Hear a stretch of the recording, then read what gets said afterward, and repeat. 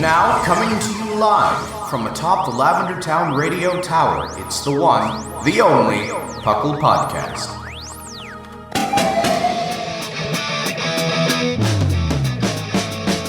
It's PoGo! PoGo! It's PoGo! PoGo! Pokemon Underground Champions League, oh yeah! PoGo! PoGo.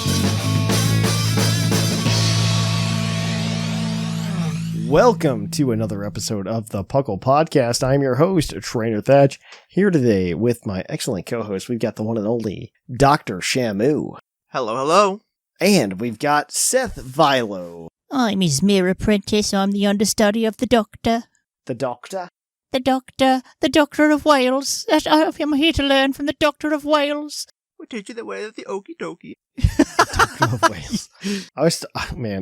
I was talking to somebody about orca whales the other day because it's one of my the few. I'm shaken to the core.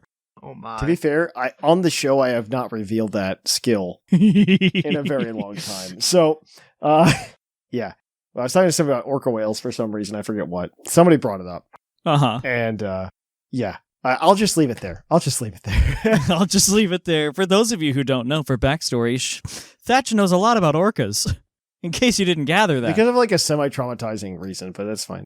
And nonetheless. But either way, welcome to the Puckle Podcast. Puckle, of course, standing for the Pokemon Underground Champions League, a nonsensical name that came from 2007, I guess, where we talk everything Pokemon, from the trading card game to the video game to everything in between, and a lot of Pokemon, honestly. Yeah. I mean, this part of the show isn't actually typically about Pokemon, but we try to keep... it meanders. That's for sure. It goes through the different things.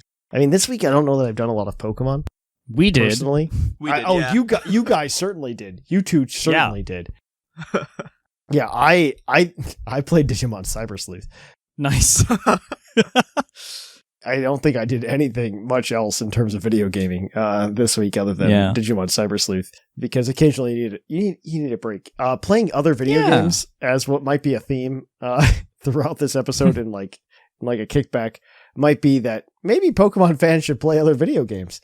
Yeah, it's handy. Yeah. But yeah, no, you guys should go into. You guys went to St. Louis, or not St. Louis. You went to Louisville. Yeah. Louisville. However you Kentucky, pronounce it. 3 hours from my house. Continue. Hey, hey, it's only 6 from mine. Yeah. So yeah, Shamu and I did that. It was a grand old time. We had a little snafu that some of y'all might have heard about over the tell me. thing. Because normally we go to these things to compete, you know? And like... Yeah. You did not. You definitely did not.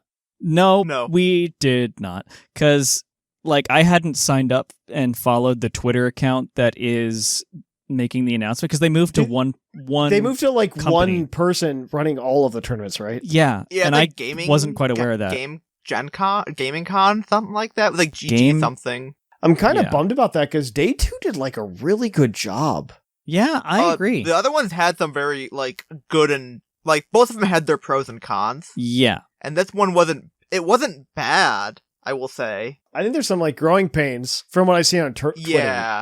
Yeah, there's some growing pains and some things I wish they would have done better or wish would have been there type of thing. Because, like, I can't remember which of the two before had the really good prize walls. This one was fine, but it wasn't super stellar like some of the other ones have been. What do you mean by that? Like, what would like, give me an example of a difference that you would say is bad? Well, some of the ones that have, like, even the regional promos or, like, more unique things. This one just kind of had Pokemon Center merch, which was cool. Yeah. It was cool to see that, but it was also just kind of like, all right, if you don't like that specific thing, your fallback is packs, essentially, which is always the case, but even with some of the ones where you can get, like, the promos, those are some things like, oh, they've got the regional bosses orders. That's cool to get a playset of or something. Yeah, you know? I missed that. Or even, like, the little Batrio chips, which are, like, they're cool little things to get.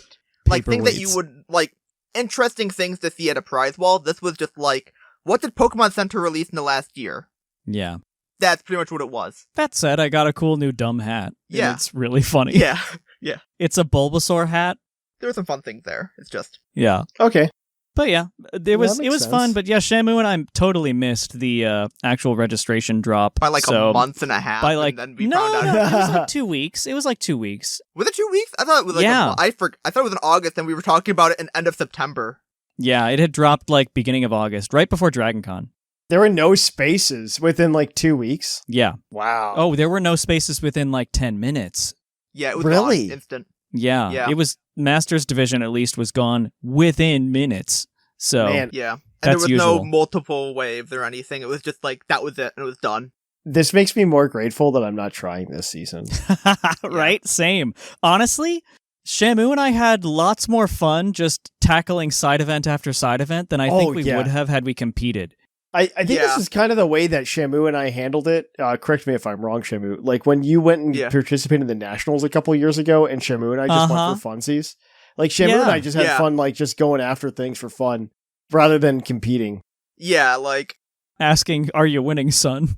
Yeah, I just like going there with something fun, something I enjoyed, and like even this time was kind of hard, and I didn't really care because there was nothing I really enjoyed. Like Drago existed, but I was in the mindset of if I'm going to compete with Drago, I need to dish out like $100 to finish my list because I don't have Prime Catcher. I didn't have the Ogre Pawns. I didn't have the Dragapult.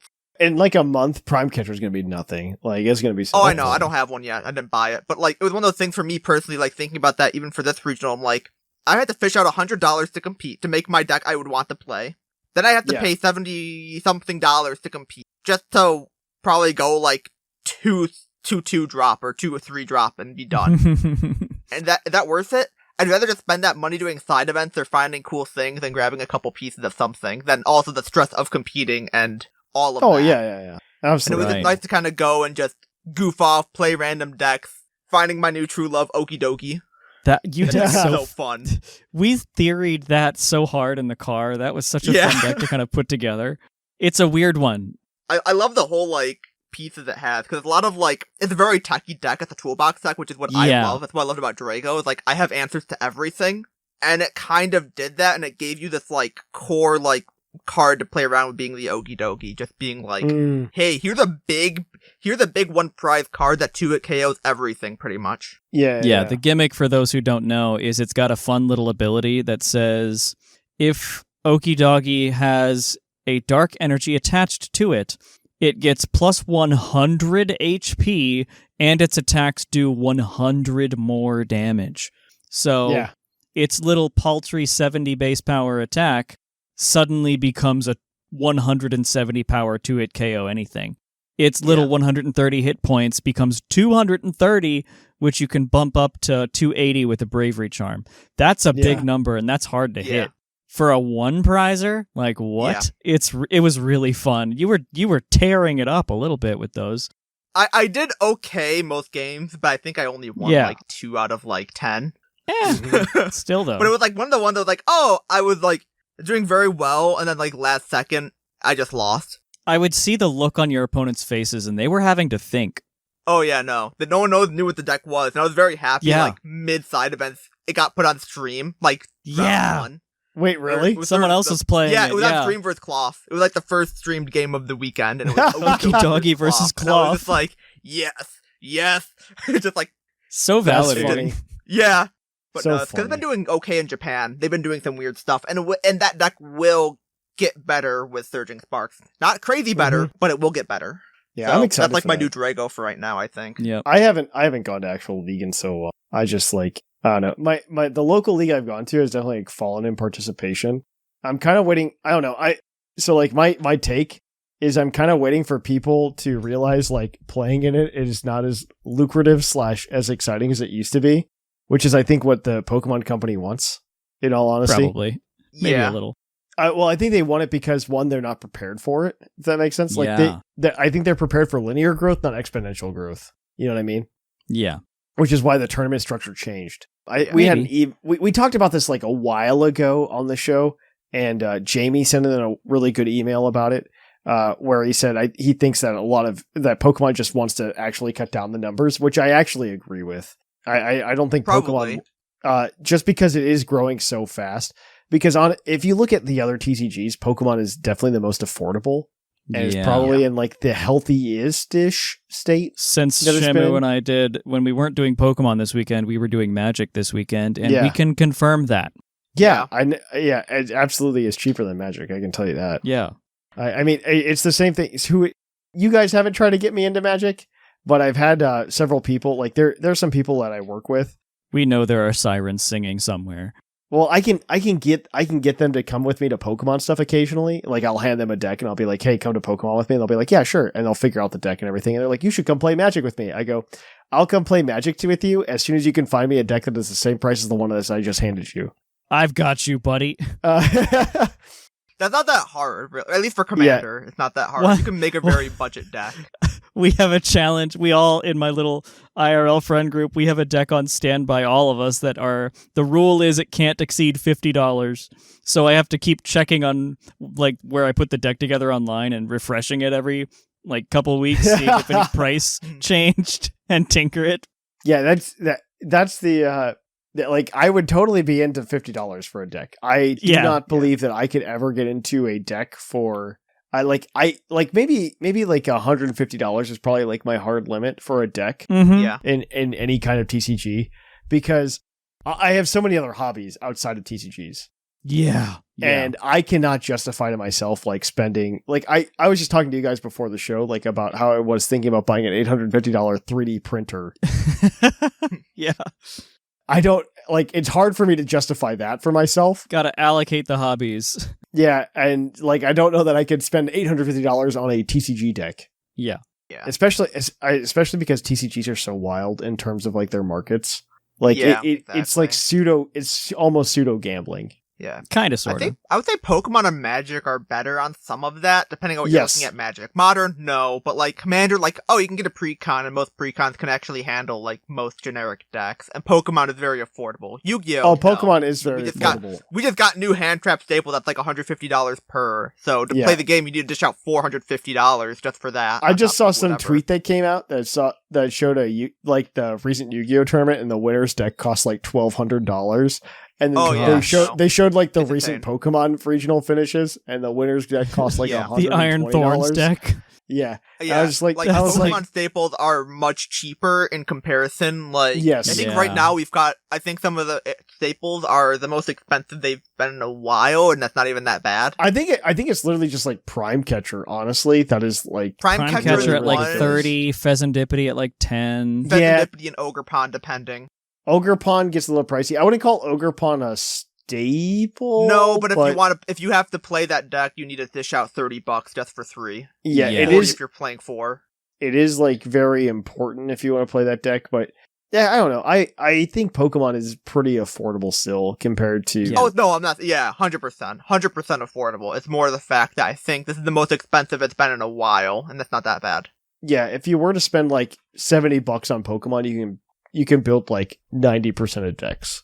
I think for $30 or more after that. Like after you spend your $70 on staples. Depending on what you get, like you can easily build a deck for probably like 20 on. Even the Okie Dokie deck is like probably $20. Oh yeah. Yes. And half that's Pheasantipity. Yes. And I think once the Charizard deck comes out in November, like $30, and you're gonna essentially be into a tier 1 deck for like $30. You really will be, yeah. Yeah. It'll be great. I'm so glad it's so cheap compared to things. Definitely. Yeah. Because I definitely have been stalling on getting a lot of my decks updated because I've been doing more Judge stuff. And yes, absolutely. I understand that. So now I finally got a lot of my physical decks updated. I no longer have little printed pieces of paper in a card sleeve with it. Or like an energy that I wrote. Actually, this is Pheasantipity.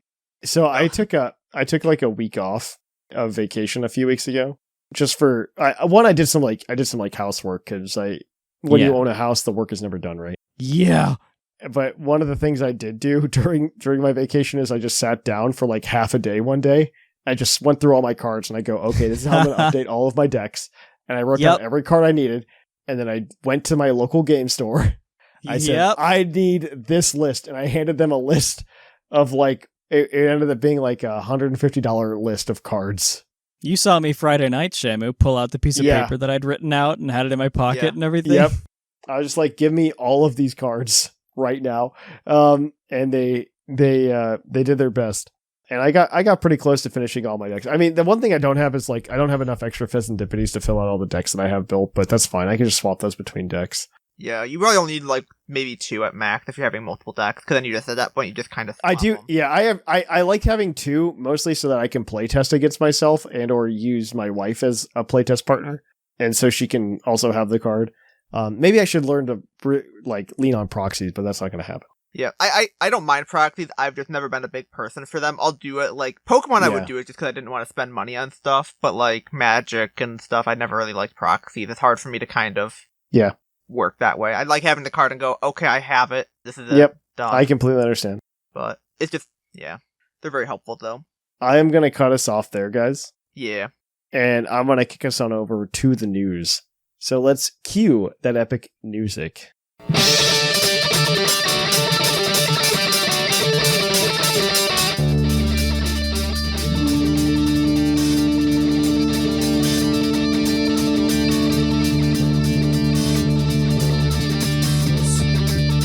Live from the Lavender Town Radio Tower.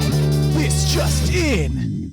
Welcome to the news. In the news, there was a massive security breach from Game Freak last weekend. I'm going to leave it there. And that's the last you'll hear of it. From us, yep. I am not going to talk about it further from that point on. If you want to know what was in it, us and no one else, you can figure it out. If you have an internet connection, have fun. And that's it from Thatch. Yeah, hooray, we've resolved that publicly on air. Ta-da!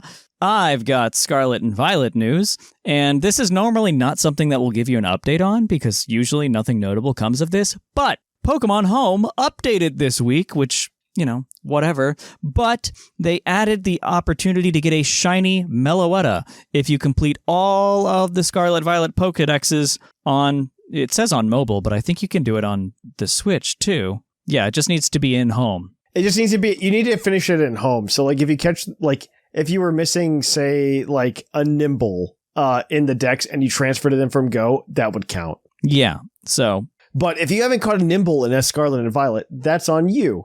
What are you doing? I believe these have to, like, from what here and people are doing, it has to be from Scarlet and Violet origin. Oh, okay. Okay, yeah. Nope, you're right. Also fine. That's super easy. Because people were like, I have it, it's not working. That's super easy, barely an inconvenience, in my opinion. Now, that said... I think it's more for, like, I don't know if how many legends count towards this. Yeah, but you can catch those in every game. That's fine. It's, I think, the complete Pokedex lines. There's only 2 that it looks like don't require it, and those 2 are the event-only legends. The Iron Leaves and Walking Wake are not required for this. You've got to have the rest of the Pokedex is complete, including Blueberry Academy. Those guys are so wonky. Like my full expectation is that they're gonna put those into raids when like they shut down raids for Scarlet and Violet. Like those will be the last raids. Oh, probably. They'll do all the event raids, all the Mightiest as part of that rotation. That'll be it'll be like when Sword and Shield shut down their updates. They'll be like, oh, here's Gigantamax Snorlax, always there. So that was number 1 on the Scarlet Violet area. The number 2 thing is the next Grand Challenge was announced for this coming weekend, so be sure to register before Thursday night if you plan on playing in that. And you can get championship points for that. So fun. Pokemon Go, yeah. So Halloween this year has some costumes for the Rowlet and Froakie lines alongside more Peko and Dynamax Ghastly.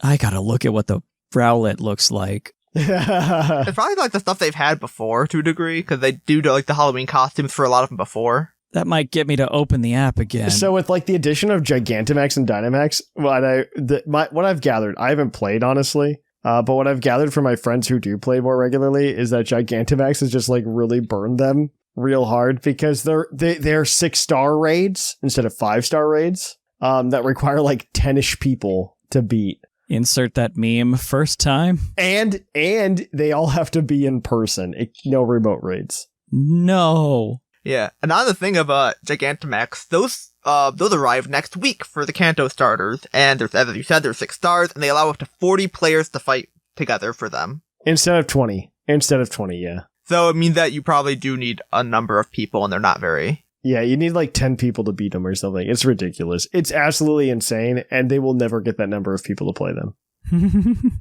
I gotta find where this rowlet is. I fully expect within like 6 months for them to change their tune. Probably. They'll probably make it easier or something, or they'll make them remotable, whatever. They'll do something with them. They will become 4-star raids before we know it. That is my expectation. Maybe we haven't seen the rowlet. That's all for Go, though, but no. You are really obsessed with this. I like Rowlet. He's an archer bird with a hoodie. Or will be. I don't think we know what it looks like. Whatever. We're fine. But that's all for Go. On to TCG. So at the Louisville Regional, Raging Bolt 1. What was the other deck at the top? There was something else. Lost Box, if I remember correctly. That's what it was. Yeah. Lost Box and that were at the top. Raging Bolt 1. It needs to die. Just die. Yeah. But I guess the big talk of the tournament was actually the tournament structure, because I think this was the first one we had with it, or the second one, or... Maybe, or the first time it happened, and people kind of... It was the first time I think it mattered. Because it's a new structure. I still haven't wrapped my head around how the tournament structure things work. I just go to play cards, like... Yeah, because there's some weird stuff, because so no one who went X and 2 made top cut. They were all X 1-1. And there were no players that went 4-0 on day 2. Or I'm sorry. There were players that went 4-0 on day 2, and they just didn't make top cut. That makes no sense. It's really weird, and it made it so there was only 8 rounds on day 1, which was interesting to hear that they had wrapped up so early compared to normal. To be fair, they would go really late. They would go late, though. Yeah, I've been in there till 9 o'clock before playing, so like 12-hour days, yeah. But yeah, it's nicer it's less rounds, but it's so weird to go, okay, so essentially to make top cut, you have to go undefeated. What I understand, too, is it prompted a lot more, since ties are now apparently a lot more devastating to both players' scores, caused a lot of people to try and establish gentlemen's agreements before the matches had even begun, which is discouraged. So, it was causing a lot of strain there, but now it's even more... I think gentlemen's agreements are also like against the rules and like this whole thing. They technically are. Yeah. Yeah, they are. But it caused a lot more of those to happen from what I'm hearing in the Twitter space of people talking about it. And there's now a lot of people saying like, I don't really like how this works. I would rather them go back to the old structure, or like really shake it up and do like best of one like Japan does. Like there's a lot of people who do not like the structure right now and want that to change. And good news, bad news, all the regionals are run by the same people, so you only have one person to talk to, but... I think the feedback's good. I don't think it'll change this year, but maybe next year there's a chance. It might. Who knows? Yeah, I think they're going to do it for the full year this year and see how they like it, because I don't see them changing it. I don't see them, like, doing this change, didn't just, like, instant change it back immediately. I think they'd want to do a test run and go, this is how we like it. Okay. Or, well, not how we like it, but this is how we're doing it. Do we like this at the end of the year? And then reflect, you know? To be fair, they have changed a lot of things mid-season. Like, I can think of, like, championship point thresholds. I can definitely see them implementing a new structure or a new version at a smaller tournament. Like halfway through or something. Like, I wouldn't be surprised. If you were at one and want your voice to be heard, apparently the way to do that is through a support ticket. So you can do it that way. But also with some TCG news, I know this was kind of being talked about before, but now it's like fully done. GameStop is offering PSA drop-off submissions, which is... Oh! That's what... Okay, yeah. Yeah. Which is... With what we have some more information, so it's $16, like $15.99, to drop it off to GameStop, and you'll get it back they say within 45 days. And then at that point, too, if you have a PSA 8 or higher, you can trade it into GameStop at that point for cash or credit, whatever, and you get like some discounts too on stuff if you've got the pro members. But it's $1 more than what PSA does themselves, because they offer it for $15. But the difference with GameStop and PSA is that to do it through PSA, you need to do a bulk submission. Oh, you can't just send one card off. Which is 20 cards. Oh, there's also it's $16 with GameStop, but there's also a flat $5 shipping fee. So it's like $21. But if you're doing like 3 cards. But the shipping's free as pro. Shipping is free if you're a pro member. Yep. And again, it's a shipping fee for if you do like 5 cards, it's $5 flat for the whole thing. So very interesting. But yeah, also with the PSA thing, it's $15 per card, but you need to do a minimum of 20, and you need their like subscription thing to do it. So I'm not a big grading person, but I do like that this is a very accessible thing for people, because I won't deny I've got a couple cards I want to get graded and kind of protected, things I've had forever, just kind of a way to like keep it safe instead of a top loader. And it's like, okay, because it is daunting to do it through PSA, because you got to follow these restrictions and all this other stuff, and it's easy to just go, okay, here are these things. What do I need to do? Oh, I need to do it this way, this way, this way. Okay, do that there. You can do it at GameStop pretty much because they have the things you need from at least what I'm reading here on. I'm kind of just reading the PokeBeach article in a way. I'm finding it wild that like the more and more, like I believe this should have happened like 5 years ago, but the more and more I hear about GameStop's current plans and how they like want to interact with the gamer community, that they are just like slowly morphing into local game stores without trying to be local. Like we're like, it's more like they're serving as hubs for the Pokemon Center and for PSA. Like they're serving as the physical brick and mortar store for what was previously. Well, no, there's not just that though. Like they really because they've gone to they're opening like GameStop Retros now, which offer retro games as well. Yeah, these are GameStops that offer like retro video games. This is something I know about because I'm into the retro video game market.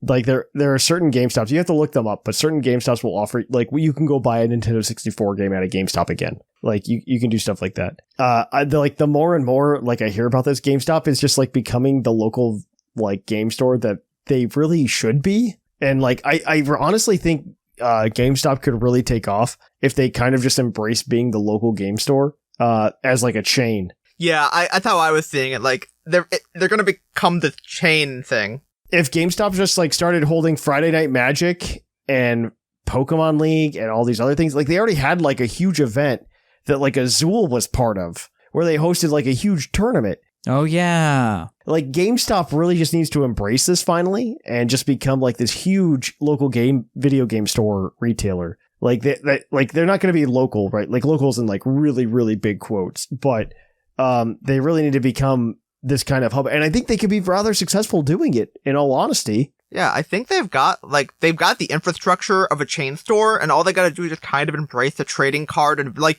because there are definitely card shops that just sell video games. Like they can easily kind of lean. Yeah, no, I know plenty of card shops that will sell video games, and like the place I used to go to for locals on a regular consistent basis did use video games, D&D, and TCG. And I really think that GameStop could follow that model. And if they held like weekly Pokemon leagues, like I kind of think of it like, remember when Pokemon like first started, like Gen 1 Pokemon, they would hold a lot of tournaments at like Toys R Us and stuff like that. I imagine GameStop being the modern equivalent of that. And I think I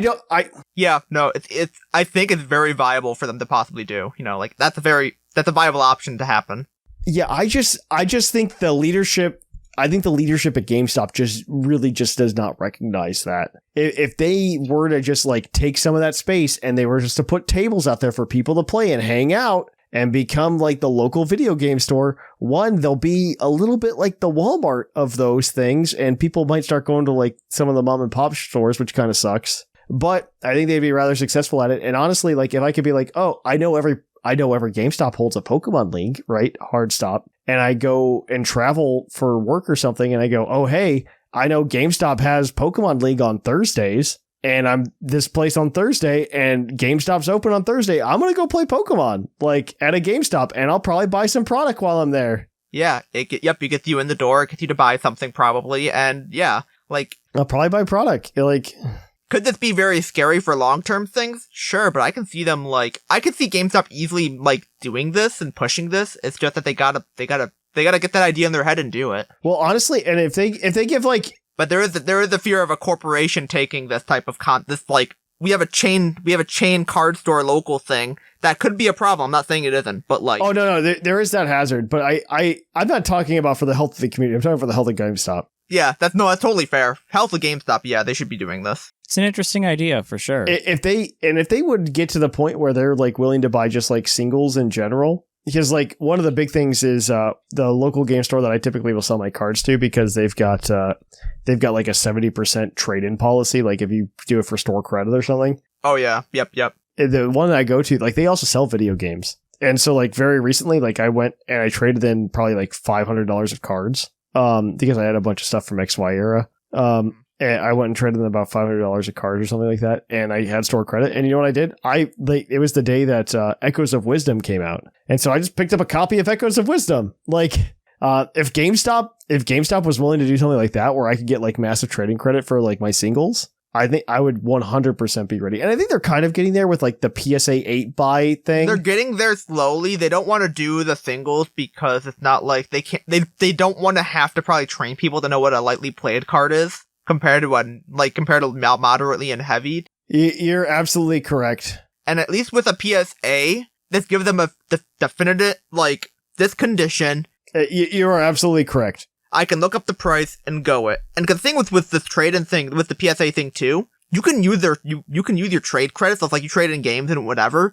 You can use that towards the grading of cards. Yeah, I think it. So they just need to kind of reverse it in a way too. And I think you can probably sell the PSAs for. You can do it for store credit too. I do think that this is something that is a pro for the community. So I'm not going to fight against it. And if GameStop becomes the local game store chain that I want it to be, I'm perfectly happy with that. That's my honest opinion. But yeah, okay, we should leave it there. I think the issue, they'd have to like expand stores though, for what it's worth, because a lot of them are not that big. Yeah, that's fine. We should just leave it there though. All right. So in Wo-Chien's News Corner, news brought to you at a snail's pace. 10 years ago this week, nothing. Puckle's pokey opinion, though. This past few weeks, there have been debates in the TCG sphere on which is the worst format between Pheasantipity EX making cards like Iono ineffective and Dusknoir being able to destroy boards and abuse comeback mechanics. What do you think is less healthy in the format? I don't know. I think probably Pheasantipity to some extent, but I don't hate the game the way it is.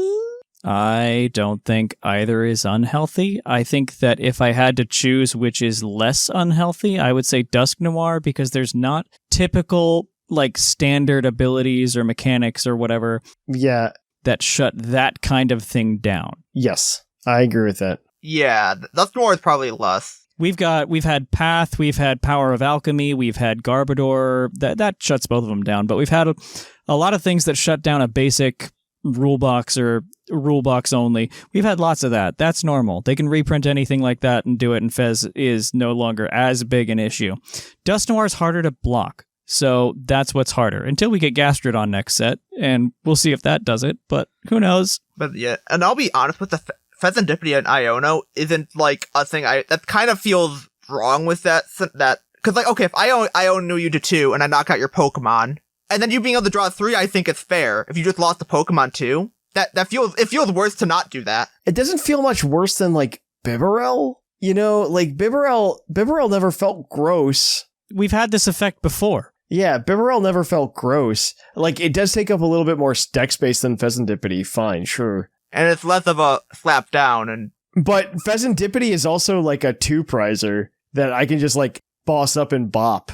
You know what I mean? Like, we have had this exact effect before. Yes, exactly. On Oricorio GX. Yes, you are absolutely correct. I would also go there. People just like to be mad and follow people who are mad on Twitter, who have way more of a sway than we expected. Yep, hard agree. Okay, well, that was easy. Yeah. Ta-da! Ta-da! All right. So with that, guys, we are going to move it on over to Puckle's Poke Quiz, where we're going to quiz your co-host on their insane Pokemon knowledge.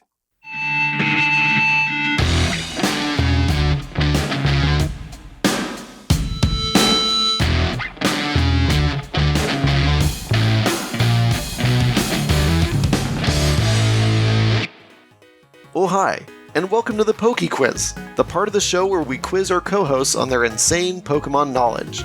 I'm Mark from the Dunsparce Gang, here to explain the rules. Our fabulous co-hosts will work as a team to answer 5 Pokemon-themed trivia questions that fans have submitted on the Discord server. Each question is worth 1 point, with Pokedex and multiple answer questions worth more, for a total of 7 points. The host can use a free hint at any time. If they get all the answers correct and do not use the hint, they can cash it in for an 8th point. Welcome to Puckle's Poke Quiz. Thank you for that introduction. We're going to get right into it. Our first question this week for the two of you is from Smeargle19 on the Discord server.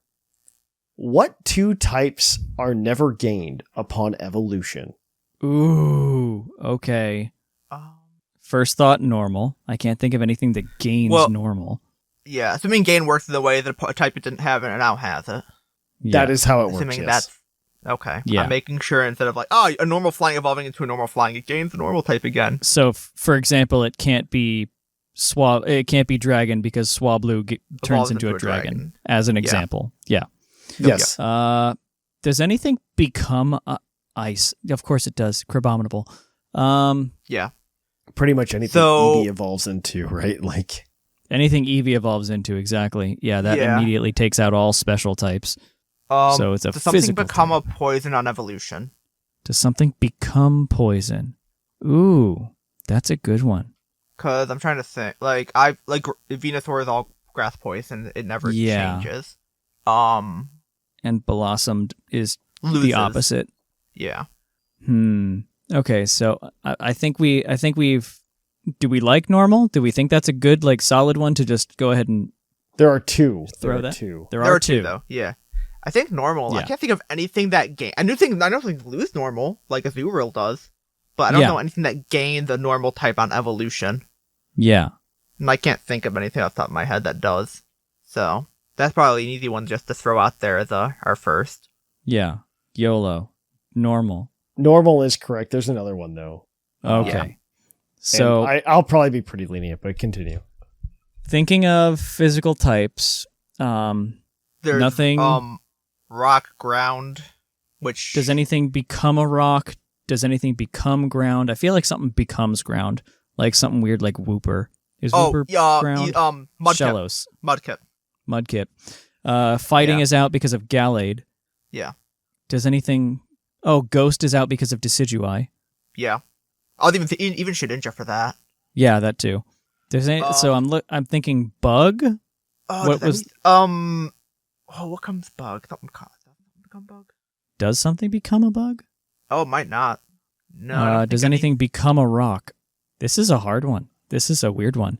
The fossils are all rock already. Yeah, they all start as that. Is there some weird... I think something probably becomes poison. I would agree with that more than... I think it's more leaning like rock or bug. Unless you can figure out rock. Probably more bug to be safe, but I can't think of anything that would want to become a bug, you know? Yeah. That seems like a nerf. Mm-hmm. I've become stronger! Now I'm weak to more things! Yeah! Because usually you're bug throughout the whole, if you're a bug type, you're a bug type. Yeah, you're something becomes from rock. The beginning. Something becomes rock. Cleavor. Oh, yeah, Cleavor. There we go. But it's a bug. Bug types. I really can't think of any off the top of my head that... Yeah. Want to go with it? Yeah, let's go with bug. I can't think of anything that wouldn't. Lock in. Bug is also correct. That is correct. That gives you guys a point today. We're going to move on to our second question. Our second question is going to come to you from...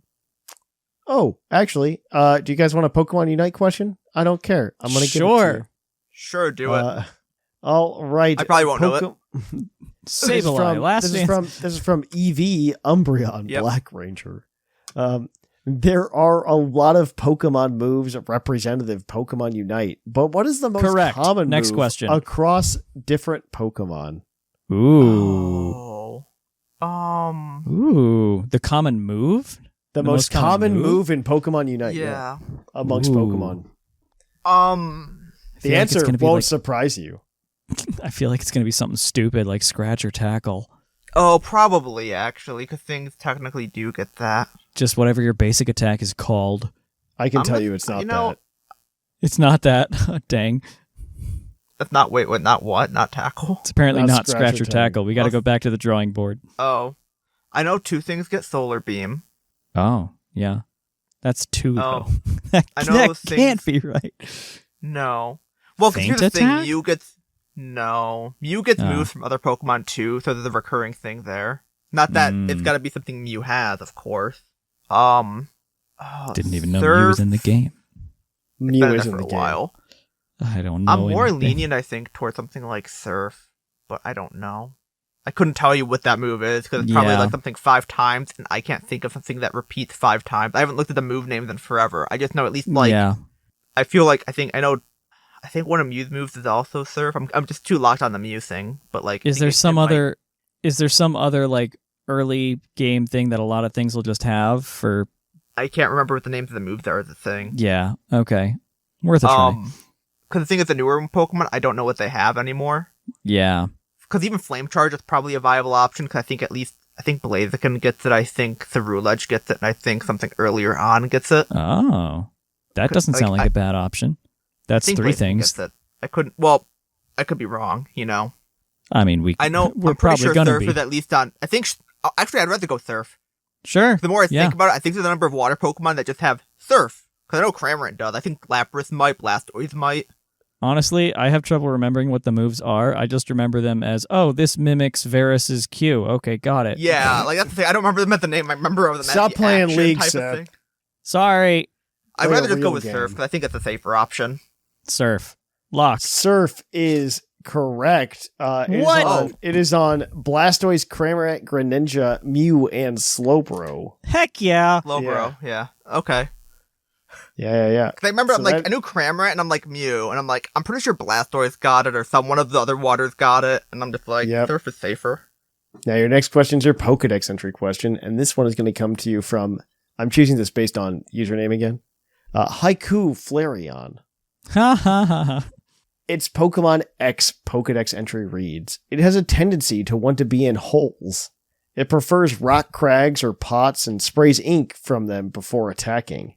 Who's that Pokemon? X? Pokemon X? Like, Octillery comes to mind immediately because of ink, but it could be Inkay? Inkay. I think, yeah. Or Inkay's the baby. Wow. Yeah, it would be Inkay, not Malamar wouldn't. Not for that. For Pokemon X, I kind of like Inkay. Yeah. I can't think of anything else, and I don't think Octillery, I don't feel would be... I like to hide and then shoot ink. I feel like it would be something with the power of whatever it sprays or something else, not hiding. And Remoraid, maybe Remoraid, but I feel like Remoraid, I don't know if Remoraid like is usually referred to shooting ink. Yeah. It's usually like pressure water, if I remember right. Yeah, I would agree with that. I'm good with Inkay. Yeah, I'm good with Inkay. I can't think of anything else other than maybe some weird fossil, but Inkay is unfortunately incorrect. Your follow-up entry is from Pokemon Heart Gold. And it reads, it traps its foes with suction cups on its tentacles, then smashes them with its rock-hard head. Octillery. Well, yep. Octillery is correct. Yay.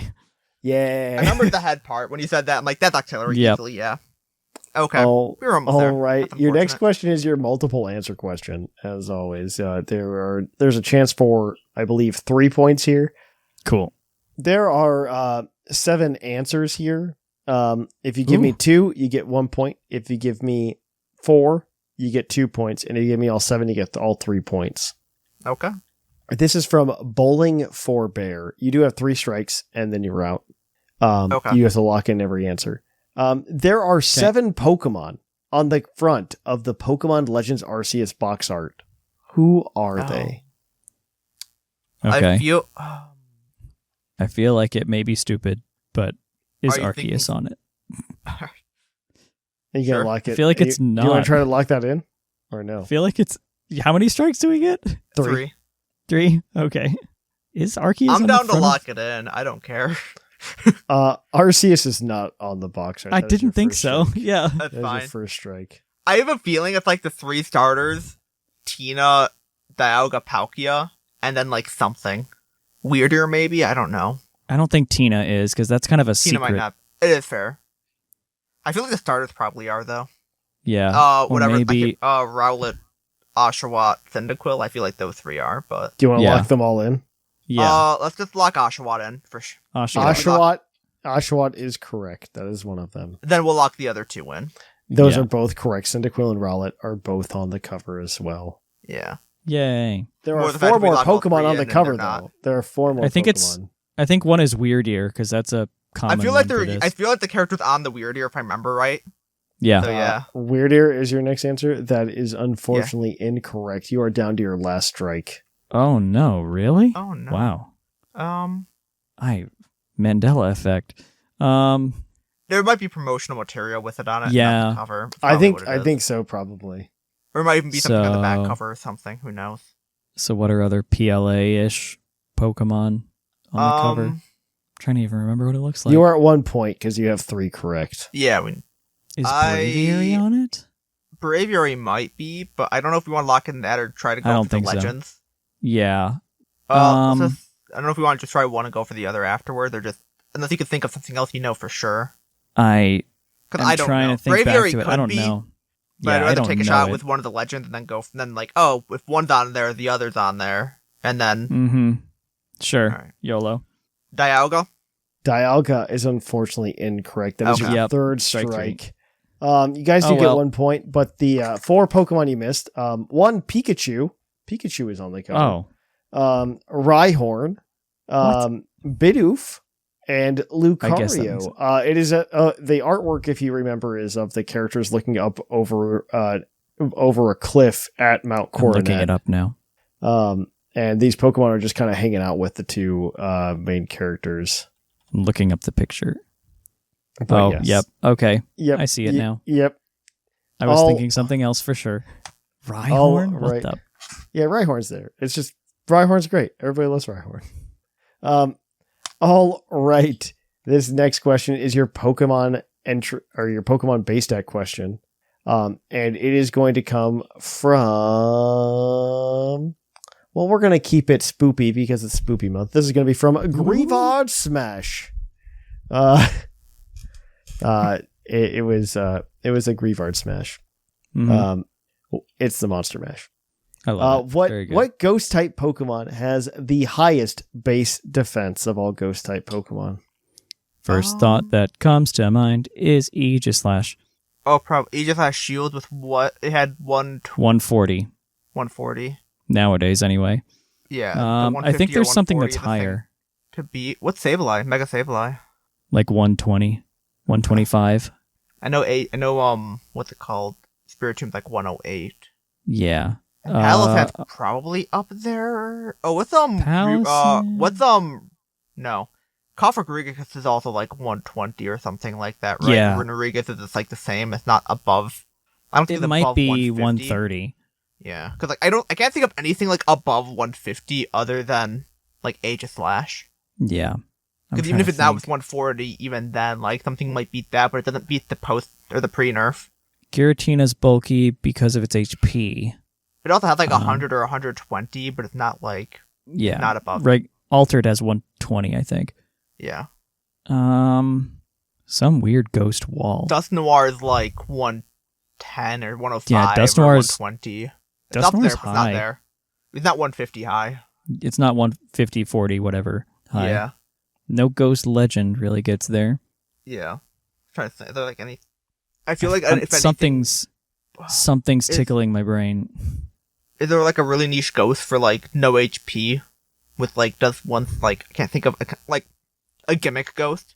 Yeah, I'm trying to think of something ridiculous. Gimmighoul and Golden Go aren't there. No. Mimikyu obviously isn't. Of course. Gengar isn't. Yeah, we're just kind of cycling through ghosts now. Trevenant isn't. Bramblegast, I don't think is. No, Bramblegast is not. I'm gonna need an answer here, guys. I'm just gonna say Aegislash Shield. I'm good with that. Aegislash Shield. Aegislash is unfortunately incorrect. Dang it. The answer is Pecharunt. Pecharunt has base 160 defense, followed by... I forgot about that. Followed by Doublade with 150. Oh, yeah, they nerfed Aegis, not to Blade. That's right. Yes, that's why Eviolite to Blade is typically much better. That's right. I forgot about that. Kothik Regis and Renegris are at 145. Oh, wow, we're terrible. Followed by Aegis/Shield form at 140. Yeah. I knew they were higher. I didn't know if we would go pre or post nerf for Aegis Slash, and I felt that was safer. So I felt it was post nerf. I usually think that these are like as of right now. What is the base stat? Typically what we say. Yes. Yeah. And even if it wasn't, Petrarun still wins. Even if we didn't. Even that doesn't matter. It's just more. Dang. I'm even using a Petrarunt on some stupid OU teams that I have every now and again. That is my own fault. Seth. All right. Well, that does still change up the standings, surprisingly, even though you only got 4 points this week. Ugh. Oh, well. Ugh. The questions were so hard. All right. In first place, we have Whimsicott with 36. In second place, we have a tie between Bocephus and Seth Vilo with 31. Nice. We're going to have to, as of right now, have a play around come December.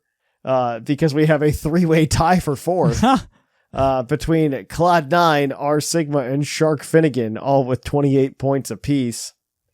In seventh place, we've got Lydian with 24. In eighth place, we have Sublime, and tied for ninth, we have Jushiro and Shamu with 17 points. It's still anybody. Anybody can get to the top four, it looks like, because 28 points seems to be the threshold. And that's like 2 shows, so we have 6 weeks before we do the cutoff. So good luck to everybody involved in their race to get a $25 gift card to their local Chili's. With that, we're going to go ahead and kick it on over to our topic. Hey, Thatch here. A lot of you have been asking how you can hang out with us during the week. Well, the best way to do so is come to our Discord server at puclpodcast.com. You can join our server and you can hang out with us, talk Pokemon, battle, do a bunch of cool things, join in our tournaments. So what's stopping you? Come on over, puclpodcast.com. You can jump right on in and have a good time talking with the hosts of the show, as well as the large community we've gathered over the years. So come on, let's hang out.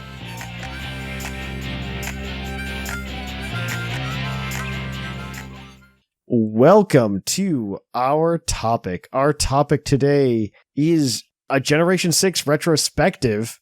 Recently, this past week has been the 11-year anniversary of the release of Gen 6. That upsets me. Woohoo! And we've got nothing else to talk about, right? So I figure it'd be worthwhile talking about Pokemon X and Y. Yeah. Oh my gosh, was it a good time? I don't know. Pokemon X and Y.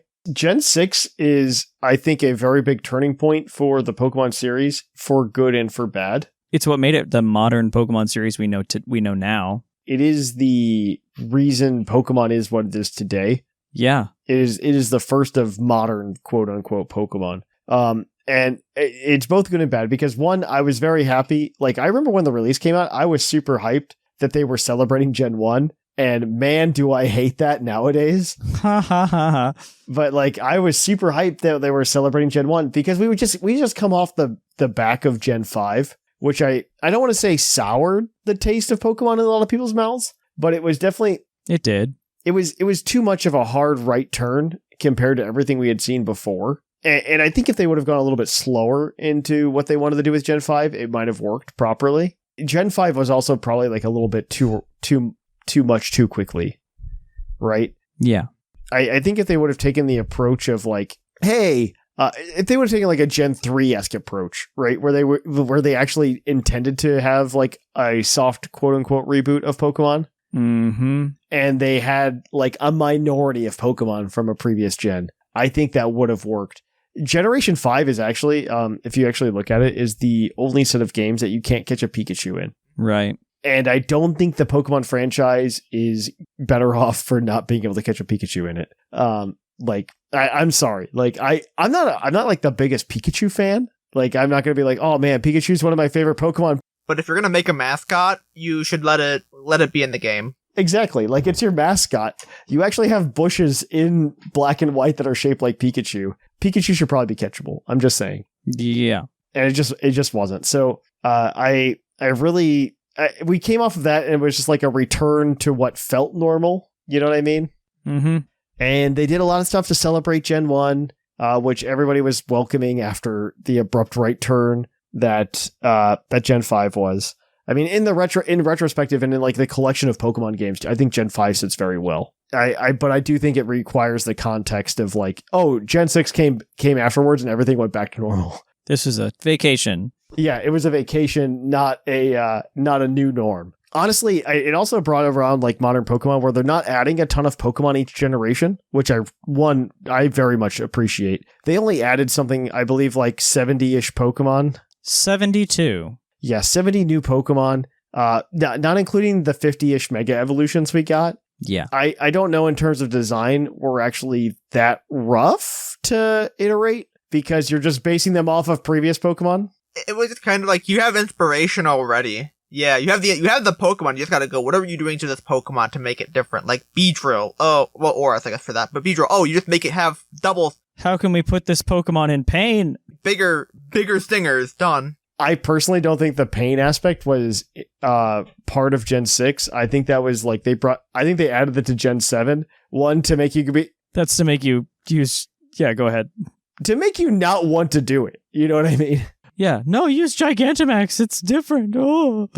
Use the next one. It's better. Use our new mechanic. Oh. I truly believe that was the purpose of the Pokedex entries in Gen 7. I agree. I don't know. Like Gen 6, Gen 6 is still probably some of my favorite Pokemon. I'm not going to lie. Like it is more railroady than like if you were to play Scarlet and Violet. I think Gen 6 and X and Y in general, I should say, I think those captured, compared to other Pokemon games, the best sense of adventure that I've ever felt in a Pokemon game. Maybe Gen 9 fills that a little bit as well. Yeah, Gen 9 was good. Like, you just go wherever and however you want in a way. Gen 6 really, I think they did a very good job capturing that because right away you're sent on your Pokemon journey. It was also like the last game to not have like a really insanely long tutorial-ish section. So, good for Gen 6. Thank you very much. I love you, Gen 6. Yeah, I get the tutorial. I wish they weren't like half an hour to an hour long every time now. It's like, cool, I want to start a game. Well, you gotta sit through an hour of everything. Or if you like speedrun not care, you maybe get through it in half an hour, but like... We talked about that briefly last week, actually. And I'm not really, or maybe not last week, but a couple of weeks ago, we talked about the tutorial sections that are in modern Pokemon games. And Gen 9, I don't think is nearly as atrocious as Gen 7 and Gen 8. I think Gen 8's was the worst by far. Alola's is bad, but... Yeah, Alola was rough. Galar is terrible. Like, I went through it, not recently, but more recently than, like, a couple months. But, like, oh my god. Yes, I have never screamed at a Pokemon game, outside of the intro of Sword and Shield. I remember playing that and just yelling at it like, just let me play the game. Please just let me play the game. Because it's one thing to have like an intro, like Scarlet and Violet does it semi well, where one, you have like the battle with Nemona and you're learning about these new characters at the same time in this new world that you're in. And then like you have the Koraidon thing as well that happens, Koraidon/Miraidon immediately. And then you get to go just start catching Pokemon before like another wall of text, which is great. It is better than it was before. I think if they got rid of the wall of text after you get to start catching Pokemon, it would be even better. Which is like the introduction to the Academy. I think that would be even better if you just kind of got rid of a lot of that somehow and you could truncate it. But you got to establish the world, though. I get it, but a little bit, yeah. I'm not mad about it because like the payoff at the end is kind of worth it. It's just it is frustrating. But because like Scarlet and Violet kind of like the Galar one, but like the one in Scarlet and Violet is the payoff is so much bigger than the one in Galar. Because like the Galar is like, you went through like an hour and a half of talking and moving through and waiting for these cutscenes and all of this stuff to see the wild area, which at the time was cool. That was great. Now if you compare it to Scarlet and Violet, it's like, cool, you went through half that amount of time and now you have the entire game, which is like completely different. I do agree with that. But the other thing that I don't know, whenever I think about like tutorials in video games and the design of that, there's like I always think of Super Mario Brothers, like as cheesy as that is. In Super Mario Brothers World 1-1, there's a part in the stage where you like go up some steps and there's like a floor underneath in between two sets of steps. And the idea is to teach you just to jump over it by realizing, oh, I need to jump over this. And then right after that, there's the same set of steps, but now there's like an infinite gap between it where if you fall between it, you die. And that, in my opinion, is like peak game design in terms of tutorial. You're teaching the player how to do something by having them do something instead of teaching the player how to do something by having them read a wall of text, which I think, unfortunately, Pokemon has kind of fallen into as of late. Whether that be in terms of like the world building or something like that. Like I really see, like, let's go back to like Red and Blue. I didn't mean to make this about like Pokemon tutorials. Every gen except. But like Pokemon Red and Blue, like the tutorial is, oh, you walk in tall grass. Here's your starter Pokemon. Go out and you learn how to battle, right? As you're doing like the 5-minute mini quest for Professor Oak to get the parcel in the next town. And then you learn how to hop over ledges, blah, blah, blah. And then you get Pokeballs. And then there's a guy in the next town that he's just like, I'm sleepy and I'm sorry I was bad to you. Let me teach you how to do it. And it's real quick. And I just missed that kind of Pokemon where they try to teach you by having you play instead of I guess it's also making you follow X, Y, or Z character and having them like proliferate at you. Or not proliferate, that's the wrong word. I used the wrong word earlier today at work. Pontificate is the word. Oh my gosh. I don't know why I'm mixing those up. Proliferate, to add one of each counter to a permanent that you I own. know. I am messing that up today a lot. Yeah, I literally got yelled at for that at work today, but that's fine. I've taken up like 10 minutes just going off about tutorials though. But I can spin us back on topic. Yeah, but to say, like, there's more we can say on this, but we should probably go back, because there's... One thing that XY introduced that I am still extremely fond of is simultaneous release. Yes, you are correct about that, actually, though. I can't count the number of times that I still accidentally refer to Excadrill as Doryuzu or Ferrothorn as Natare, because Japan got him first, and we didn't know the English name. We will never be able to not call Snivy Smugleaf. Or Oshawott Water, right? It is. I do remember that. Those were kind of like exciting times, but I feel like by the time Gen 5 rolled around, the internet was big enough that like everybody knew. Yeah, like all the game was spoiled at that point. It was just, okay. Before Gen 5, I think that was acceptable. Like Gen 4 would come out in Japan beforehand, and we'd always get like glimpses. Yeah, Gen 5, the internet exploded. We knew everything.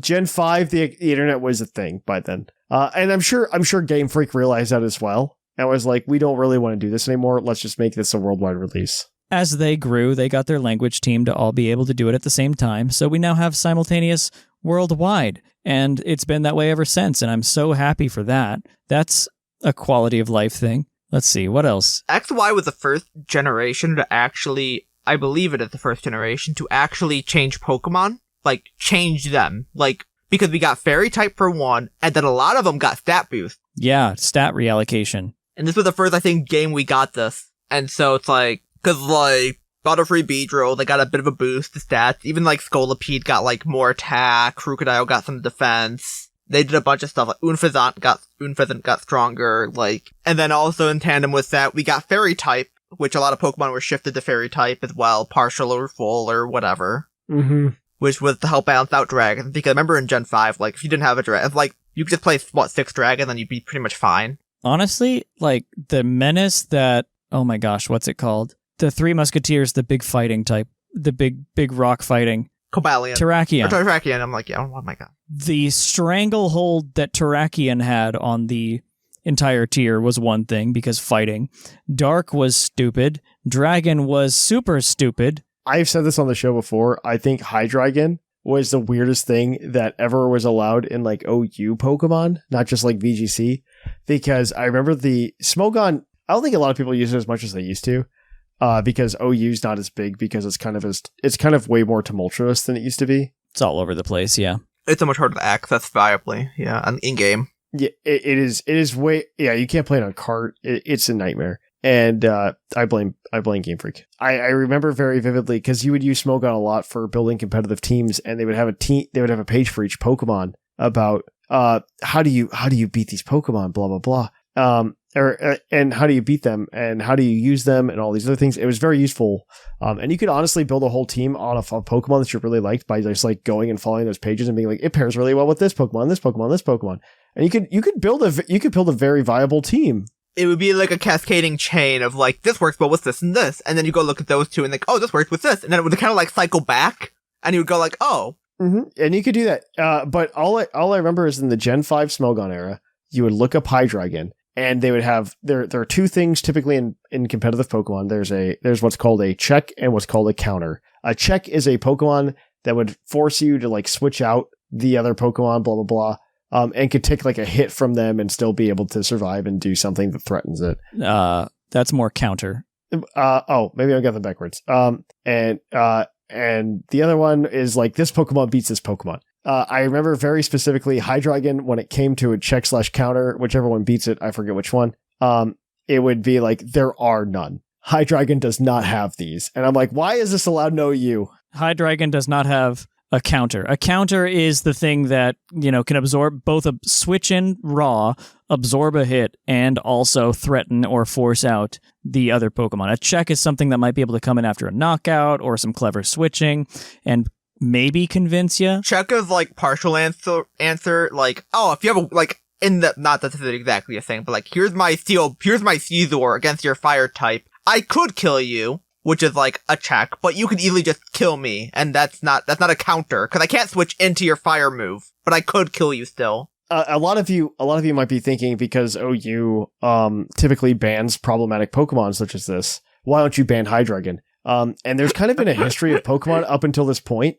There's been a history in the OU meta. There are powerful dragon Pokemon, because Fairy type doesn't exist yet. There are powerful dragon Pokemon, and they dominate a meta. And people constantly complain, oh, this powerful dragon Pokemon is a problem. And then you ban it. But then the problem is another dragon Pokemon comes in and fills that vacuum. Another one steps in. And it just keeps happening and happening and happening. This happened a lot in the Gen 4 meta, where like Garchomp was deemed too powerful. Latios, then Garchomp, then Latios, then... Because I think I remember too, I think in Gen 5, it got to the point where I think the only legal dragons were Dragonite and Flygon that were even like playable. Like Salamence was gone, Garchomp was gone. That was Gen 4. No, that was Gen 4. In Gen 5, their strategy was like, just don't ban any of them.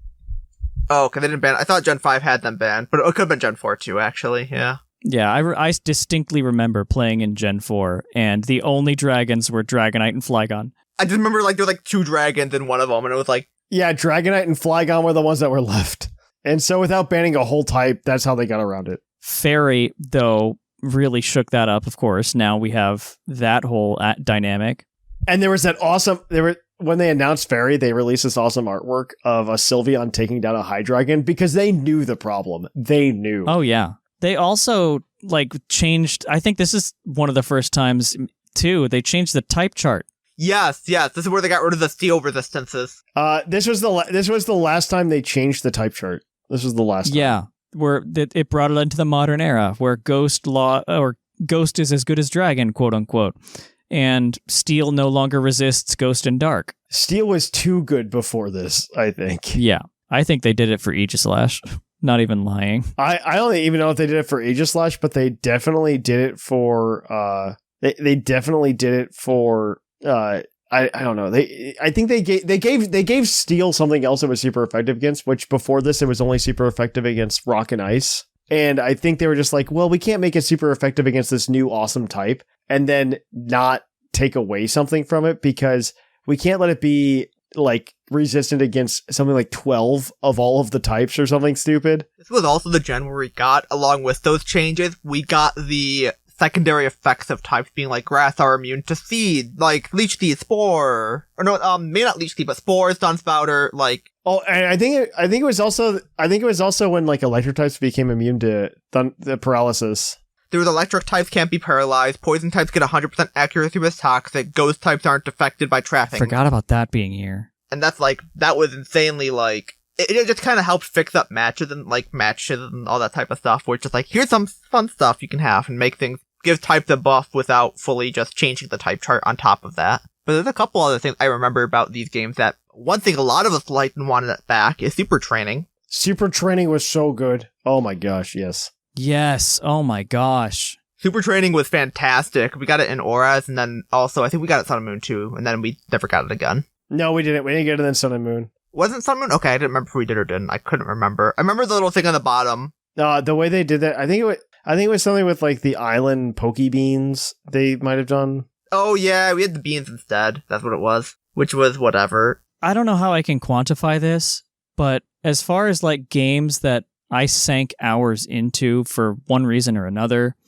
like I sank so many hours into XY, and I have not done that in a Pokemon game since then.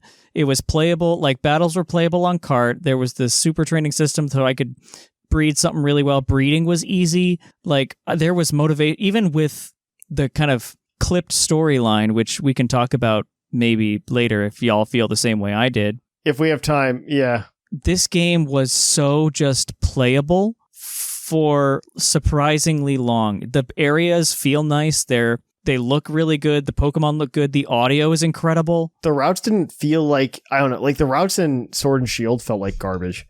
Yeah. The routes in Sun and Moon were fine as well. Like, were fine. They were like kind of halfway between. These felt purposeful. That's the way I can put it. But no, every route was purposeful. Every route had something going on. They even had the stupidly long, like, bicycle riding line right in front of the breeding area.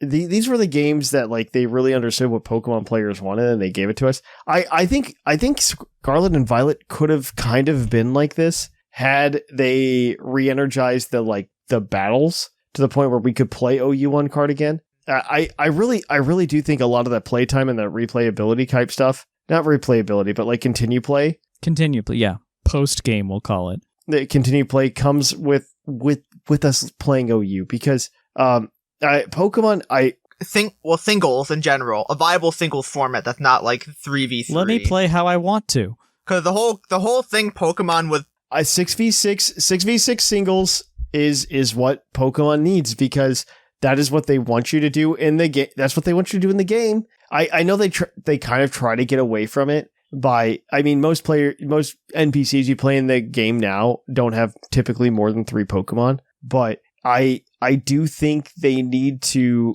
I don't know that they feel like they need to appreciate those routes, if that makes sense. I understand why they really lean on VGC because that is their format for their tournaments, but I do think they need to appreciate that. And I'm not saying you need to balance it because the community balances it itself. I do think we would all be more likely to play the game I shouldn't say to play the game, but continue to play the game if you allowed us to play 6v6 on cart, and it's kind of available in Sword and Scarlet and Violet. You have to there's a lot of hoops to jump through, which makes it kind of difficult.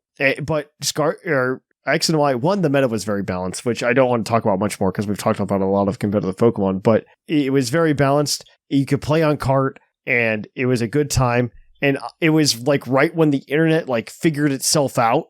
So you could play it. I would say the internet didn't really figure out how to connect different devices to it until the 3DS era. And that was peak internet gaming time to get kicked into it. So I don't know. That is definitely one of the reasons why. They made a Dragon Ball Z reference. I miss it, man. I miss it. I love that game. I think that game, and okay, we didn't talk about it, but Mega Evolution also existed. I know a lot of people can go on, and I know Joe Merrick on Twitter will be like, well, Mega Evolution's actually not my favorite mechanic that we've had because it only made certain Pokemon special. And it's just I don't know. Have you seen Gigantamax Pokemon? I feel like they did the same thing there. Quote syndrome. If every Pokemon is special, then none of them are. Exactly. And I don't know, I'm perfectly fine with Mega Evolution. It's the reason they know too, because it's the reason why they were cool. Well, it's the reason why they ended the Pokemon ZA trailer back in February with the Mega Evolution.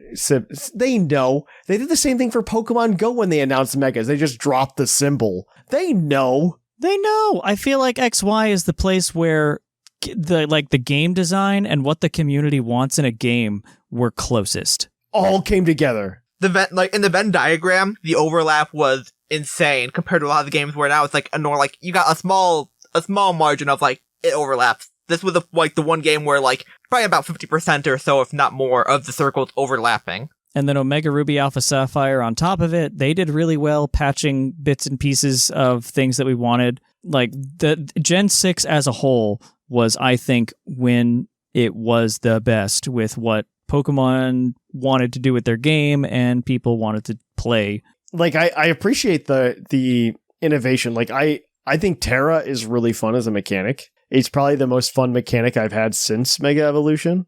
Agreed. I don't know if it beats Mega Evolution just because like I think of outside of like my fandom for Pokemon is outside of competitive Pokemon. I used to lie to myself and tell myself I like Pokemon because if you liked Pokemon it wasn't cool unless you were doing it competitively or something. But nowadays I'm just like, no, I like Pokemon and for Pokemon. And if you can just make something cool that makes me want to use it in the game like Mega Evolution was, I will be there for it. And like Terra, I barely use during the gameplay. But I do think it's cool. I think it's an interesting mechanic. You could, not like Mega Evolution. Z moves are stinky. Especially not Dynamax, where they're just like, you can only use it like half the time in the game anyway. Haha. Dynamax and Z moves are stinky. There's a couple more things though that they did that I'd like to try to make sure we at least mention. Because trainer customization. Ooh, yeah. Didn't think of that. That was the first time we got customization with all the outfits. I had to double check it. We do take that for granted. It's probably still like that, and Sun and Moon probably still have some of the best trainer customization. I'm glad that we have it now more every time and all the time type of thing, which is very good. But also, I think sometimes the reason I at least remember part of it of these games were some of the multiplayer things, like who remembers Friend Safari? Oh yeah. It's dead now. It's dead now, but it's still there. Exchange everyone was like who has the grass one? Who has the water one? Who has Ditto? Who has this? And it was just a fiending, and it got a lot of people to play and like trying to exchange info and doing things. Like I wish we got something like this, even if it was just like, oh, you meet up and like when you're doing the Union Circle, like you have something like you maybe have some hidden like trainer like passive buff thing, like, oh, you make grass type spawn more often, or you've got like be something interesting, make people actually want to play with other people to a degree. You are correct. There's absolutely one other thing on here I saw. Maybe it was just those two.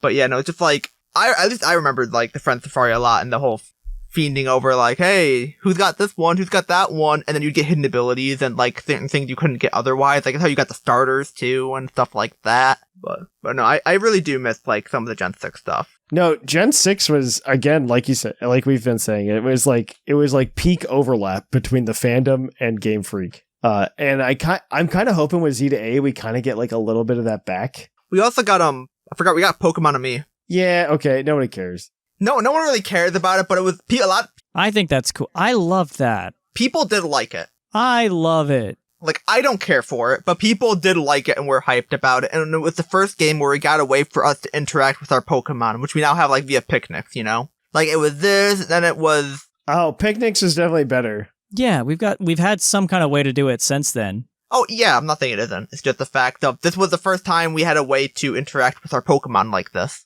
Other than just pressing A and they would just say, like, it's looking in the distance, happily. It really pushed that whole, like, you are making a bond with this creature thing. And I liked that about it. Yeah, and then there's some other things that, like, I think we got, Horde battles, Inverse we had, I believe. But Horde and Sky battles. Horde battles were fun. They got rid of triple battles after that one, but...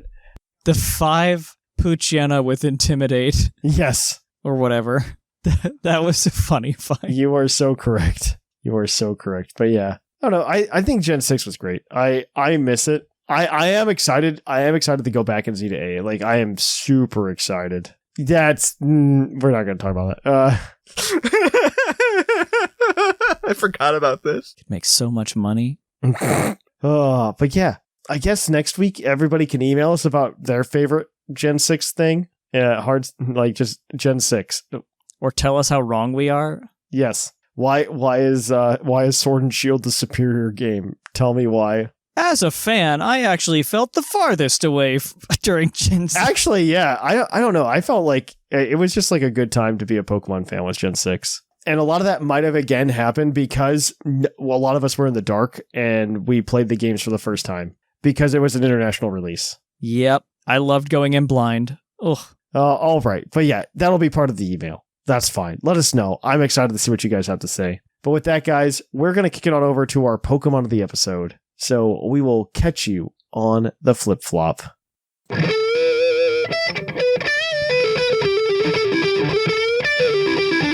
Poke of the episode. Welcome to our Pokemon of the episode. Our Pokemon of the episode this week is National Dex number 700, Sylveon, the intertwining Pokemon. Its Pokemon Legends Arceus Dex entry reads, it emits a soothing aura from its ribbon-shaped organs.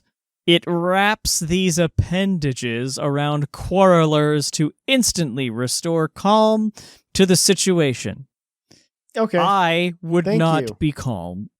Thank you for that. Sylveon's one of the better evolutions with a base 130 special defense and a base 110 special attack. Technically, it's an arachnid. It's one of the better evolutions. It's no Espeon, but it's weird. It's no Espeon.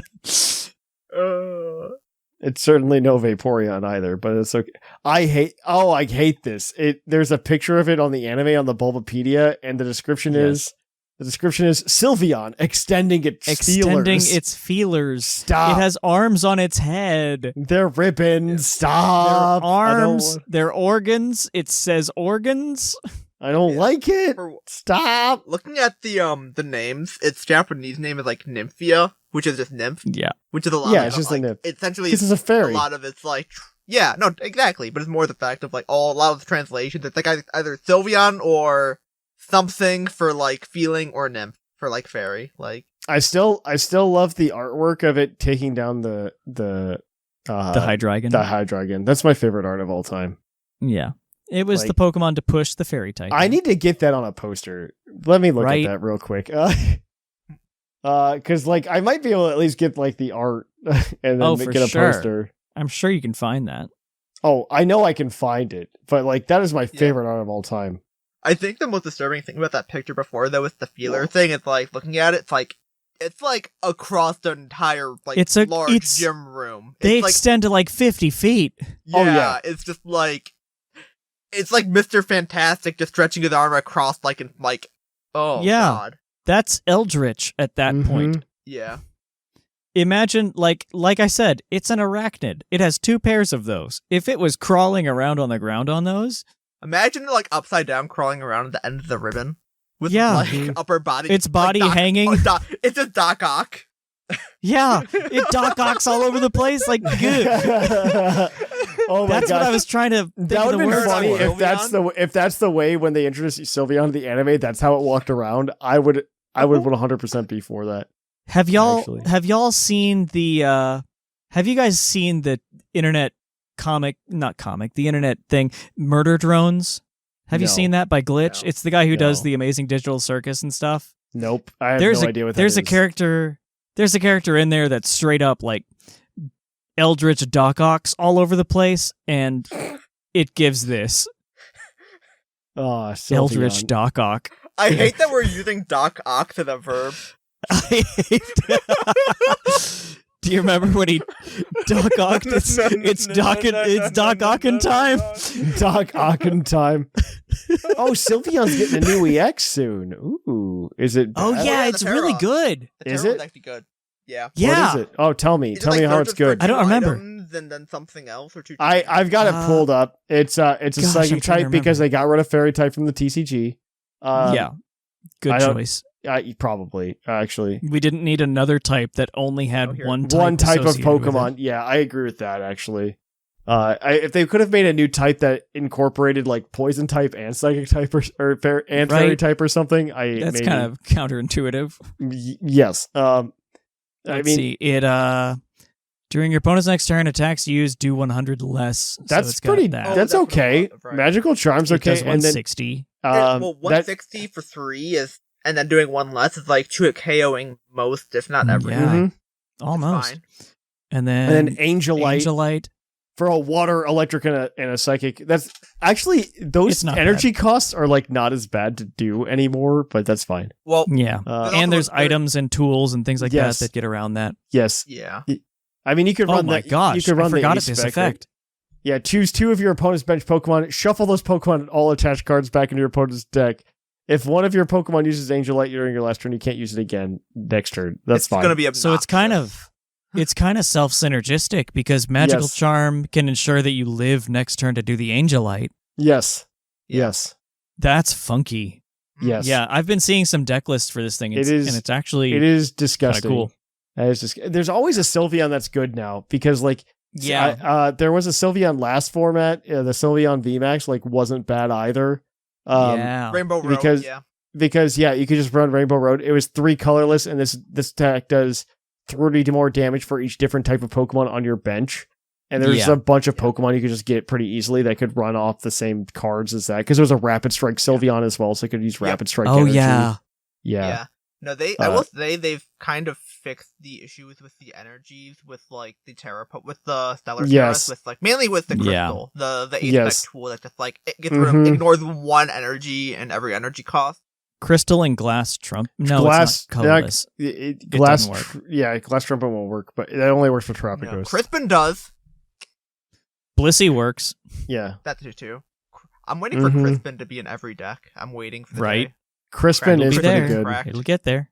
And then you also there was a Sylveon GX way back in the day that wasn't terrible either. Yeah. Oh my gosh, Sylveon just has. And then the Gardevoir Sylveon that was a quad deck. Yep, the Sylveon's just never been bad. Sylveon EX, not a bad. There's always been. Either, it has the effect that Gardevoir has, where by existing, there's a chance that it'll have good text. It's because it's always somebody's favorite Pokemon. There's a certain set of Pokemon that are just always good.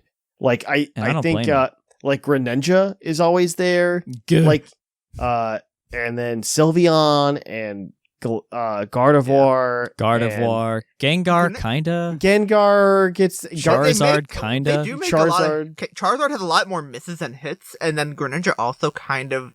It is good. There are very good Greninja. The latest Greninja is a miss, for sure. No. It's okay. No. The one before not anymore. Bad. It's okay, Seth. Seth, it's okay. Stop. I haven't seen Zoroark. I haven't seen Zoroark, Hisuian Zoroark take off yet, Seth. Okay. So. Oh no, it's terrible. But I have been seeing Greninja being used in Palkia decks to just do that. Well, we're also ignoring the fact that Radiant Greninja exists, but that's fine. Also, that you said the recent Greninja. Yeah, exactly. I mean, that Greninja, it's decent. It's not. I wouldn't call it top tier, but it's it's fine. Oh no one's saying it's top tier, but it is a good card. The text on the card is good. Yes. Oh, there's also the fact that just as far as Sylveon is concerned, that it's really good at screaming. Yeah, that's his job. And it really pushed the 8 abilities, Pixelate ability for it. It is the only Pokemon that gets Pixelate without some sort of additional means. Does anything else get Pixelate? Oh, for sure. It has Mega Gardevoir, Mega Altaria. It has to be a Mega Gardevoir or Mega Altaria, yeah. Yeah, it's the only Pokemon that gets it, right? Essentially, yeah. Because the other ones are dead. The other ones are dead until Pokemon and the only ZA. other until whenever ZA comes out. To is will we get abilities then? I don't know. I feel like they have to make Megas feel as good as they did, because that was kind of part of the gimmick of Megas. Is they usually would get some other ability on top of the stat boost. I will call it now. If we don't get abilities in ZA, no, it's got to be abilities because Zygarde. Oh, maybe, well, yeah. Well, they found a way around that with Regigigas. Gigas doesn't count. But that barely counts. I will say if we don't get abilities in Pokemon Legends Z to I believe that we will get Mega Evolutions in Gen 10.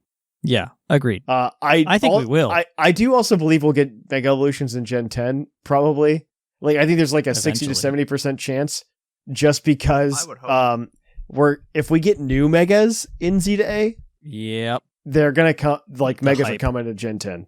Megas are coming to Gen 10. Yeah, I'd like to think so. Yeah, because that's supposed to be kind of tight. Usually, the the Legends game would tie into the next game. Because it's like, what are you going to do with these not in this game? And then it's like, exactly. They're not in the main story. They're not in the main game. series, right? Well, the main series, quote unquote. They're not in the game that you can play VGC on. We got to be able to play VGC with these guys. Like, yeah.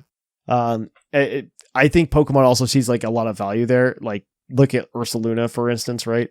Ursaluna was a force for a couple of formats in VGC, and there was a huge thing online with people just complaining that they couldn't get Ursaluna. Because we have to buy Legends Arceus now. I'm like, wow, the Pokemon company, the company that exists to make money, wants you to buy their game. I'm surprised. I'm shocked. Florid. I am so shocked that a company wants to make money. I'm surprised. I defend Pokemon so much. I'm surprised they haven't given me money. Okay, I'm just saying. I very much understand that you couldn't get Ursaluna in the main games, but I will say I am slightly shocked that you can't even get it post all the DLC in the games. Yeah, a little bit. That's the game with Cleavor.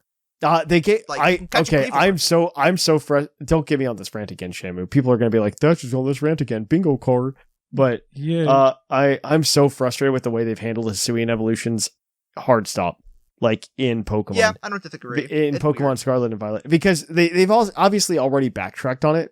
With the exception, with, like, if you look at Hisuian Quillfish, until you could bring it in at some point, and you couldn't evolve it into Overquill, and once you could catch it in Blueberry Academy, they're just like, as soon as it knows Iron Barrage, it can evolve, which is exactly how I'd expect like a Stantler to evolve into a Weirdeer. If it knows Psyshield Bash, which it can learn. And I think I think they could have very cleverly done that anyway and still made me buy Legends Arceus, because getting a Stantler with Psyshield Bash, the only way Stantler can learn it is by learning it from a Weirdeer. It turns out, in the Code of Scarlet and Violet, that is how it works out. And the fact that I can catch a Cleavor, and it's surrounded by Black Augurite, and there's no Black Augurite in that game, is very frustrating. I don't disagree with that. That is annoying. Like, it's more the fact of, like, they shove these Pokemon in there and let us do some things, but not absolutely. All. Like, it feels like a weird 50-50. They gave us a Blood Moon or Ursaluna. Yeah, it's a weird 50-50 that I don't know why they did that. I think in Gen 10, Gen 10 it'll be fixed. I think they're just like have the awkward growth right now. I think in Gen 10, if Ursaring exists in Gen 10, we will be able to evolve Ursaring into Ursaluna in Gen 10. That is my... You know what'll probably also exist in Gen 10? Sylveon. Sylveon, it absolutely will. You are correct. We are talking about Sylveon. Thank you, Seth. That is the Pokemon of the episode. This is just more topic, Seth. This is more topic. Okay, this is what the segment's turned into. This segment is just turned into us talking about. I could feel myself being pulled. Yeah, I know. I had to pull myself back. Sylveon, the reason we're here. I remember when people were speculating about Sylveon's type. And there were a lot of fun comics about trying to figure out what... No, it wasn't just sound, but like most people who are reasonable were like, they'll never add a type, which was including myself. What I remember... go ahead, I'm sorry. And like there was just a bunch of comics of like people trying to make Sylveon whatever type they wanted it to be by like making the ribbons twirl and stuff. Like there was a flying type where it was using the ribbons as propellers or something. Or making it a bug type by making it Doc Ock. What I distinctly remember was we saw the video of it using a move on it was using a move we knew on a Politoed in the video, and we could see how much HP the Politoed lost, and we saw the move that it used, and we know the move that it used, so we were trying to calculate at least its special attack stat to figure out like, okay, it's an Eevee, we know it follows these rules, but we couldn't figure it out. Yeah. Because of Pixelate. Oh, that's true. Oh, man. And we were just like, what on earth? Did they change the rules for Eevees now? Like, why does this thing look like it's got 140 special attack? Like, what is going on? Oh, that was a fun time. I remember that. Yeah. I remember that. It was like, why is it doing so much? What? Yeah. This doesn't look right. I remember when Sylveon was announced and everybody was confused. I think this was the proper way to make a new type as well, is by giving it to an evolution. I think for they did sure. very well. I mean, they did do that in the past as well, to be fair. Like, that's how a dark type got introduced. Eevee's how you introduce new types. No, it should be, because Eevee 1 is a very popular Pokemon. They're very aware of that, looking at Let's Go Pikachu and Let's Go Eevee. And evolving Eevee into one of those Pokemon is very, very popular. And if you give Eevee a new evolution, people are going to be like, oh, what's this? And they're going to get introduced to the new type very easily. And people are going to want to know what that type is. Like, if you just made... Let's say we made a new type, like a 19th type in Pokemon. Let's say for the sake of the retrospective in Gen 6, they made a sound type Pokemon. They decided to add sound type to the game. It's not going to happen, guys. Please don't say it is happening. Don't read into this. Let's say they do it, and they make like a new Pokemon, and that, like, let's say the legendary is sound type, right? Like Xerneas was fairy type. Let's say that nobody's going to care, because you're not going to get until the 7th badge, that Pokemon. But you know what they're going to get? They're going to get an Eevee before then. They're going to get an Eevee. And you know what they're going to do? They're going to be like, oh my gosh, there's a new Eevee evolution. This one streams even better than Sylveon. Yeah, I want that Eevee evolution. And they're going to go get that Eevee evolution, and they're going to learn how that type works, and they're going to learn how the type chart works. It's like the Mario example I gave earlier on about the tutorial, about learning how things work, is by just letting them play the game and figure it out. Which they take incredible notes for when it comes to like new Pokemon designs, but they take terrible notes for tutorials in the Pokemon game. I think they also need to just like read like the Dungeon Master's Guide for D&D to like learn how to write a story, but that's another thing altogether. It's fine. The new one's coming out, Game Freak. It'll be out like in 3 weeks. Woo! So you guys can. It's apparently mine. Very good. I know. I pre-ordered mine. I'm very excited for it. Either way, I think we've talked a lot about Sylveon, and I don't want to talk more. Yep. Let's kick it on over, guys, to the mailbag. It's mail time! It's time for the mailbag! Send in your emails! Welcome to our mailbag. Our mailbag is the part of the show where you can email us at puclpodcast@gmail.com, and we might read your email on the show. We are recording early this week, so I apologize to anybody who sent anything in late Friday or early Saturday. Last week, we asked you guys what your opinions on VGC were. I'm excited to see what you got. Of course, if you want to email us next week, we're going to ask you what your favorite Gen 6 anything is. So please send that in to puclpodcast@gmail.com. Of course, this segment is always brought to you by the fictional energy drink Green Tauros, the energy drink that gives you hooves. Fictional hooves! Why is this? Oh God, I'm about to sneeze. Oh my God. I mean, we'll give the Green Tauros badge to anybody that, like, we deem worthy. So, with that said, we have one email this week, and it's going to be from Reptile. Sup with you, Puckle crew. Reptile here. I've been playing along with VGC for the Puckle Badge Bonanza. That's true. This month it is VGC, and it's a lot of fun. Insert plug for the Discord server and Puckle Badge Bonanza here. You did do that. Oh, I did do that. Thank you. Wow, this guy knows me. Oh, dang. Wow. Okay, Green Tauros badge right there. I theory crafted a team with my favorite Pokemon, Superior, and have refined it with some help from competitive players, and I have to say, despite some weaknesses, I love the team a lot. Yeah. I'm the kind of person who refuses to use the top meta picks in anything I do. This is the most obvious in fighting games. I play Yoshi in Melee and Remy in Third Strike, for example. I don't know what that means, says Thatch. That's probably bad? That means Golden Go, Archaludon, Pelipper, Mousehold Ape. I thought that was a different Pokemon that I just didn't know, or like a Japanese or like Spanish name that I just wasn't aware of. Mouse Ape. Musape are off the table. I do use a few high-tier meta threats, but my number one goal was to use a fun team that's good enough to compete, not something that'll win me a world championship. That's a good attitude. And I think that's a lot of what Pokemon's about. That's what OU used to be about, okay? Back in my day! Okay. I remember the Miltank strat. Yes, I love Miltank back in the day. Oh my gosh. Okay, either way. Miltank Gen 6 was great. Belly Drum Clefable. Y'all don't even at me. At its core, contrary Superior, rocking Leftovers and Leaf Store, Giga Drain, Protect, and Dragon Pulse with Dragon Terra type to boost its Dragon Pulse damage and defend against fire types. Okay. It's a pretty standard boosting sweeper that has a lot of weaknesses. It can get set up and do crazy stuff. That said, the Pokemon I wanted to talk about and an important member of my team is Tinkaton. Seth, listen now. Green Tauros badge. Listen. Green Tauros badge immediately. Immediately, Green Tauros badge. Here you go. We just slap it on his chest. We haven't finished yet. Right here. Tink seriously has a great combination of moves to make it valuable on the team. I run it with Fake Out, Gigaton Hammer, Foul Play, and Knockoff. Running an Assault Vest to make it stick around longer and be a nuisance. Okay. Other than ground or fire types, no one could really knock her out in one round, letting her bonk for damage, clear out some items, or let one of my sweepers set up with Fake Out. Yeah. I initially picked her to mess with Golden Go. Probably not an ideal mod for the team, but much more viable than I expected her to be. Okay, Reptile, email's almost done, but I'm not done. I'm going to have to respectfully ask you to put this up as a rental team so that I can use it. Ha ha ha. Heck yeah. So please do, at your earliest convenience. I know you're not going to hear this till Monday, and we're recording early Friday afternoon. We already paid you with the Green Tauros badge, so services are required.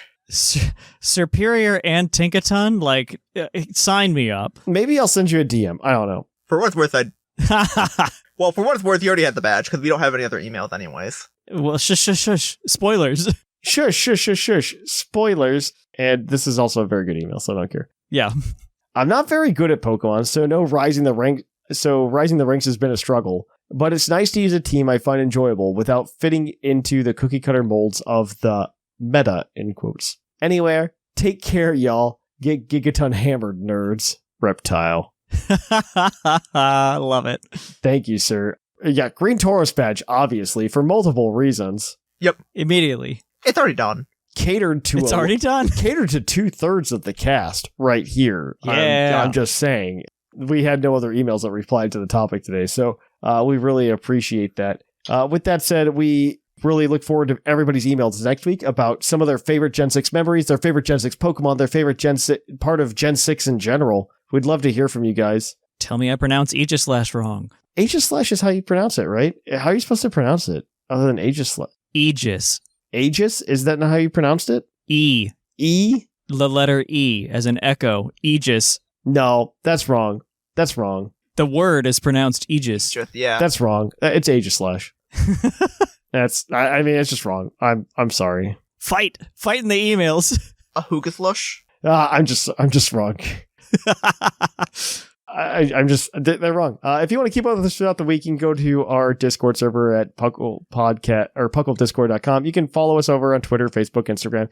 Additionally, you can follow us over at Twitch at twitch.tv/thepuclpodcast or at YouTube at youtube.com/puclpodcast. You can support the show by going over to our Patreon at patreon.com/puclpodcast, or you can go to go to Troll and Toad and use code puclpod5 at checkout for 5% off. Until then, though, guys, I have been Trainer Thatch. I've been Shamu. And I have been the Whale Apprentice Seth Vilo. And here in the Lavender Town Radio Tower, it's closing time.